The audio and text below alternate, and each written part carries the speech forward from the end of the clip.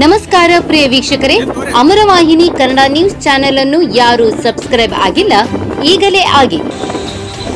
ಮಲಪ್ರಭಾ ನದಿಯಲ್ಲಿ ಅಪರಿಚಿತ ಗಂಡಸಿನ ಶವ ಪತ್ತೆ. ತಾಲೂಕಿನ ಸಂಗೊಳ್ಳಿ ಗರ್ಜುರ ಗ್ರಾಮಗಳ ನದಿ ದಡದಲ್ಲಿ ಶನಿವಾರ ಸುಮಾರು 30 ರಿಂದ 35 ವರ್ಷ ವಯಸ್ಸಿನ ಅಪರಿಚಿತ ಗಂಡಸಿನ ಶವ ಪತ್ತೆಯಾಗಿದೆ.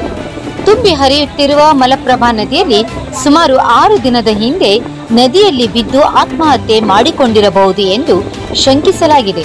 ಮಾಹಿತಿಗೆ ಬೈಲೆಹೊಂಗಲ್ ಪೊಲೀಸ್ ಠಾಣೆ ದೂರವಾಣಿ ಸಂಖ್ಯೆ 08288233133 ಸಂಪರ್ಕಿಸಲು ಕೋರಲಾಗಿದೆ.